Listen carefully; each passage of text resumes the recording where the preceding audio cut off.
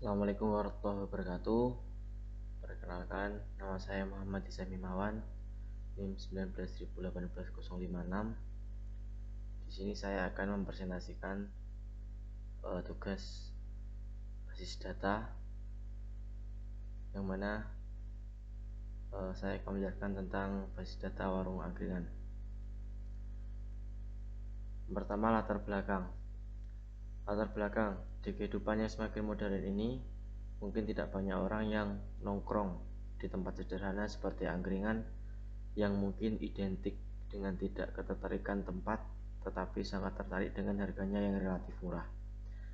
Terdapat sebuah masalah yang terjadi dalam penjualan. Pendataan pemasukan dan pengeluaran dilakukan secara manual, sehingga masih dapat kesalahan dalam pendataan dan terjadi kerugian. Lalu target yang akan dicapai adalah membuat database. Dengan database, pengecekan barang akan jauh lebih mudah. Pendataan penjualan juga akan tersusun rapi. Lalu kita lanjut ke data dari warung angkringan. Yang pertama ada entitas opsi, yang mana terdapat kode, lalu nama makanan dan minuman beserta harga. Selanjutnya ada data penjualan, terdapat kode transaksi, tanggal transaksi, data makanan dan minuman yang dibeli, jumlah barang yang dibeli, dan total belanja. Setelah itu ada kasir, terdapat nama dan ID. Lalu ada data pembeli, juga sama, ada nama dan ID. Dan sekarang kita masuk di ERD. Di ERD ini ada kardinalitas. Kardinalitas banyaknya anggota yang dimiliki oleh suatu himpunan. Lalu juga ada one to many, hubungan antara satu entitas dengan beberapa entitas dan sebaliknya. Lalu one to one, setiap entitas hanya bisa mempunyai relasi dengan satu entitas lain.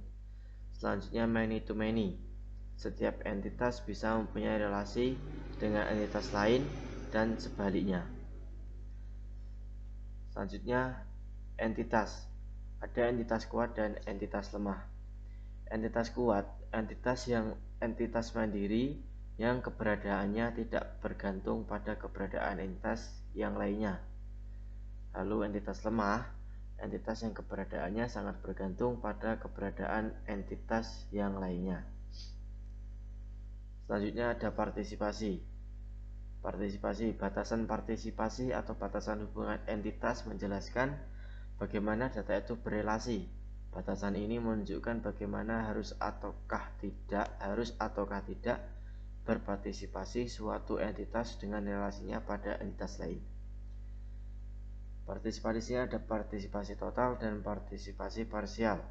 Partisipasi total, entitas yang keberadaannya sangat bergantung pada keberadaan entitas yang lainnya.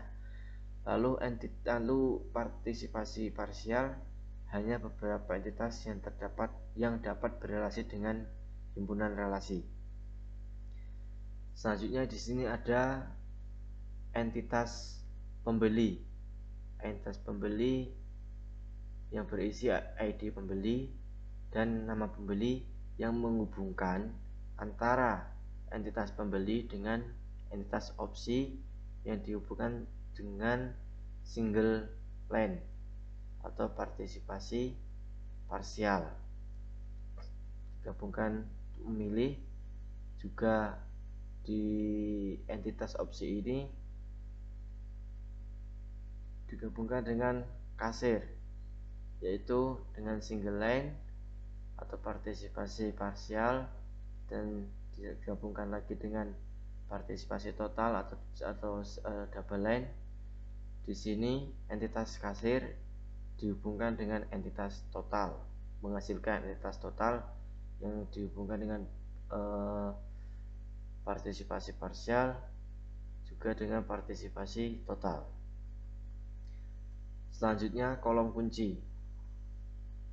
Kolom kunci di sini ada primary key dan foreign key. Primary key suatu satu atau beberapa kolom yang secara unik mengidentifikasikan setiap observasi baris dalam tabel. Lalu foreign key, suatu kolom yang berisi primary key tabel lainnya. Sebuah tabel dapat berisi lebih dari satu foreign key. Di sini ada skema relasi. Selanjutnya skema relasi, yaitu yang mana skema pembeli berhubungan dengan pemilih dilanjutkan dengan ke opsi. Di sini memilih ID pembelinya jadi foreign key. Selanjutnya kita turun dari opsi ke kasir, kode makanan di opsi, turun ke kasir juga sama FK, lalu entitas kasir masuk ke total, menghubung ke total, entitas total, yang mana di sini juga ada ID kasir dengan FK juga. Selanjutnya tabel yang dihasilkan entitas pembeli. Pertama, dari entitas pembeli menghasilkan dari ID pembeli dan nama pembeli.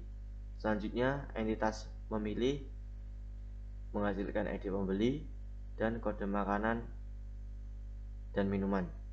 Lalu entitas opsi menghasilkan kode makanan dan minuman dan juga nama makanan dan minuman. Lalu entitas kasir di sini menghasilkan ID kasir, nama kasir, kode makanan dan minuman. Dan terakhir entitas total yang mana menghasilkan total harga, jumlah harga, dan ID kasir. Terima kasih dari saya. Apabila ada salah kata mohon dimaafkan. Assalamualaikum warahmatullahi wabarakatuh.